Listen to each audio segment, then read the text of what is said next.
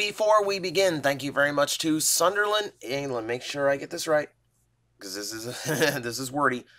Sunderland AFC fan for becoming a Patreon over at patreon.com/TJOmega. You know the rundown by now. Beast Wars at 500. Hit like, hit subscribe. Let's just get this over with because I woke up with my sinuses in a huge mess and I sound a little bit weird today. I apologize for that. But let's just enjoy making a video together and talking about a Transformer subject. So, I went over the unproduced concepts, the toys that I thought we should have gotten, whether it was concept art or prototype. Let's go into something that might have been better left canceled. We're going to talk Action Masters today. That was the last breath of Transformers G1 here in America. If you are unaware, for the 3 people who are unaware, Action Masters were action figure Transformers. They did not transform. They came with either accessories that transformed or they came with vehicles that transformed. But they were basically just little, late 80s style action figures, 3 3/4 inch, so G.I. Joe scale. And they were noteworthy because A, the articulation range was good for the time, even though there's basically the exact same arms every Transformer had back then, just that's it. But the legs were good because they had G.I. Joe hips and full knees, so they had like actual range below the waist. And then it was the first time you actually got to see Transformers on the shelf that was cartoon accurate, at a time where the cartoon was well off the air. But hey, at least they got to it at some point, right?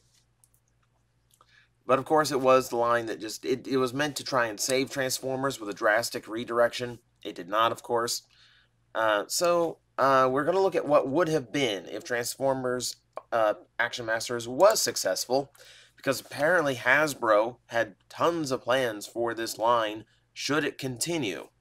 For starters, more characters, of course, so we would have gotten Perceptor, who is more toy accurate with his actual toy head rather than his animation model, which that's a little bit interesting.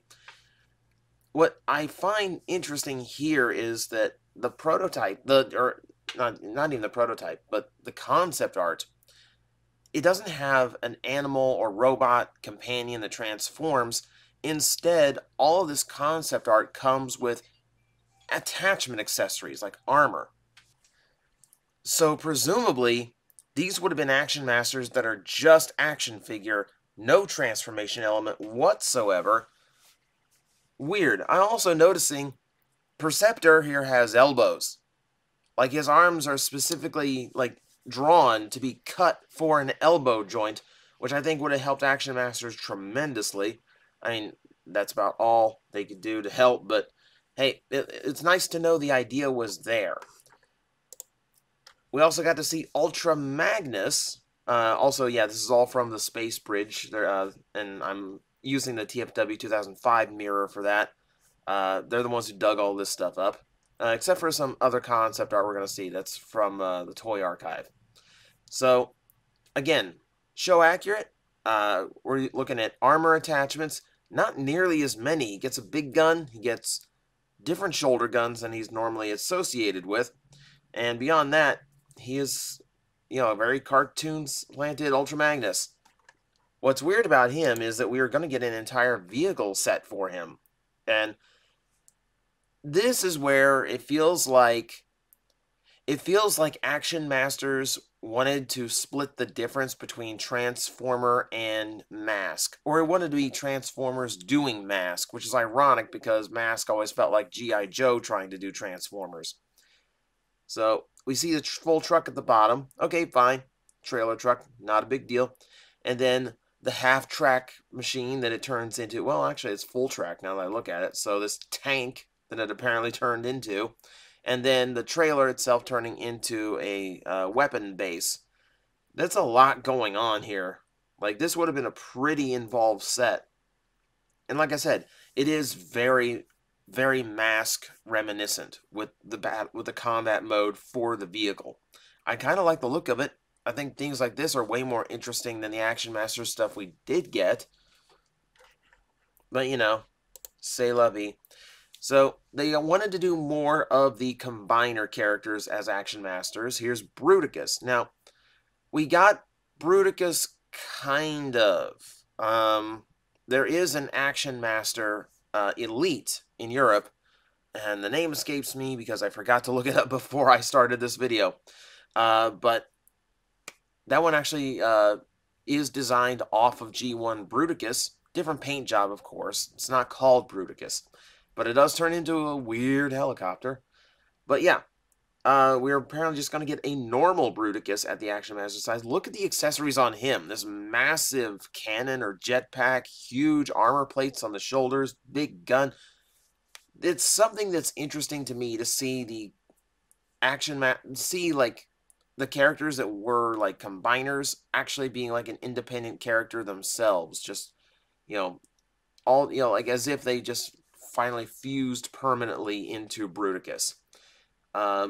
It's a weird idea.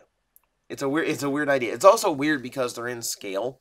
They're all 3 3/4 inch. So like Bruticus and the Devastator that did come out is the same size as the Bumblebee. See, we had Predaking. Once again, honestly, like, there's something like nice about getting like an action figure of Predaking where like all of the combiner jank is like smoothed out. Like, you're not seeing all the exposed extra arms. You're not seeing like the elbows are like solid, like looking elbows. He just looks like a very detailed, very asymmetric transformer. Again, shoulder cannons, big gun. What's weird about Predaking was he was going to have a motorcycle. A motorcycle with a flip-out weapon hover mode. He looks like he's riding a Junkion. This looks like a really twisted scene from Junkion. Now, keep in mind, Predaking is the biggest combiner in G1. He had a motorcycle. Imagine the size of the motorcycle that Predaking rides around in. I like he's got the wheelie bar in the back, too. Or, like the extent, like, I don't know, that's actually a wheelie bar now that I think of it. I don't know motorcycle terminology. It's just a word that was in my head. But he's got the back seat to it that's super high. That's what I was going for. Yeah, this is one of the most surreal of the concepts. And it's not the only one that went that way. Here's Superion. And again, I kind of like the look of like uniform Superion. And the Superion, because of the way the aerial bots work, actually gets away with being completely uniform in design. He's symmetrical. And that's actually kind of weird and interesting looking. I almost wouldn't mind having that just as a transformer itself, if they could engineer it that way. Gun, wing pack, which makes sense for him. What does not make sense is the crotch rocket style motorcycle that he gets to drive. So yeah, and the weapon mode on him, again, it's a hover gun thing, which looks even more ridiculous to me than Predaking, because like Predaking is just like on this like chopper, like he's on this like really heavy vehicle that looks like it's made for a heavy individual. No, he's on like the Kawasaki. Like, he's just on like the super sleek fast motorcycle, which doesn't make sense for such a huge character. But hey, it's amusing. That's all I'm going for here. Is this would have been hilarious. Moving on, let's go to we have a little bit of concept art. So RC was planned to get an Action Master figure as well. The third attempt to get a G1 RC toy made during G1 that failed.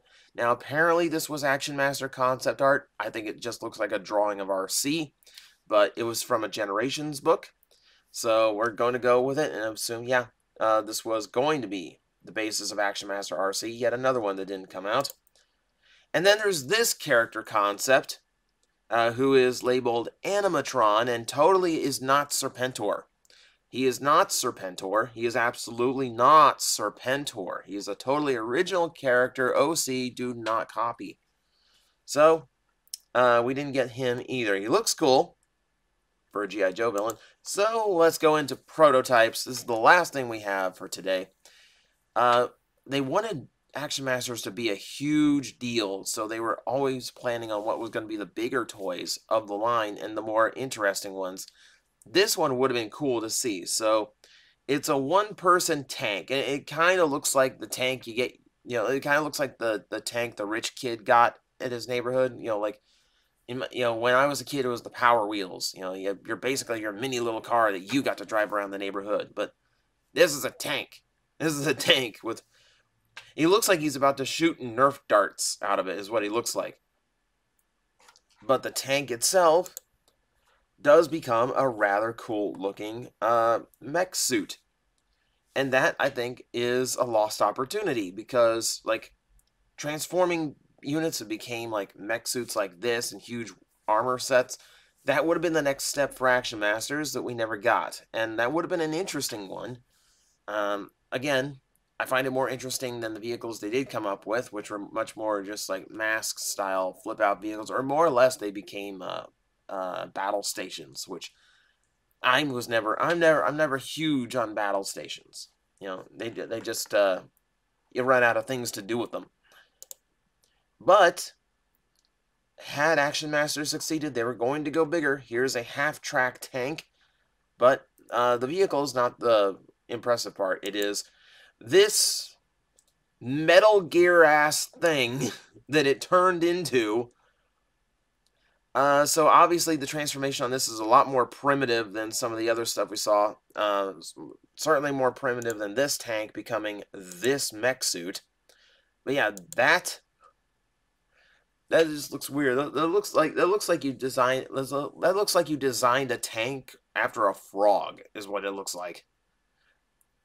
Yeah, but this thing would have been huge. This thing was capable of seating 3 Action Masters. It would have had motorized gimmicks. It would have had electronics. Like, they would have gone, this was the figure they would have gone all out with. This was your Christmas item for Action Masters. If Action Masters was something anyone ever wanted for Christmas. I'm sure you're out there. Your childhood deserved better. But it shows that Hasbro was really thinking ahead. And what if Action Masters takes off? This is going to be our big ticket item. This is going to be our next step. And of course, we never got that. So we saw where Hasbro was going. Armor sets instead of transforming weapons. And then bigger pieces that joined up and combined with the Action Master figures. And then massive walker tank. So that is the kind of divide that we never got with Action Masters. And kind of the breadth of all the stuff that could have been. I mean, you can blame it for the death of G1, but ultimately G1 Transformers in general was just on its way out. It was just phasing out with the times. That happens to every toy line eventually. Action Masters just happened to be the guy that got blamed for it. But truth was, it was already going to go that way. It needed something drastic to save the franchise. They tried normal action figures that were still selling really hot. It just wasn't the thing to do. Simple as that. But hey, you made show-accurate characters, and you're the first toy line that brought back legacy characters in mass as a normal thing. So, bravo. You did something right. So, that's my video for today. I am going to see if I have a lozenge around here somewhere. Thank you for joining me once again, and I hope I will see you on the next video. If you want to see it, hit like, hit subscribe, and I will see you then. Guys, I am facing the most powerful enemy any YouTuber can face, the algorithm, and I need your help to defeat him. Hit the like button, hit the subscribe button, hit the notification bell, and leave a comment. Every time you do, we attack that algorithm and we drive it back until it can no longer defeat this channel. Thank you very much.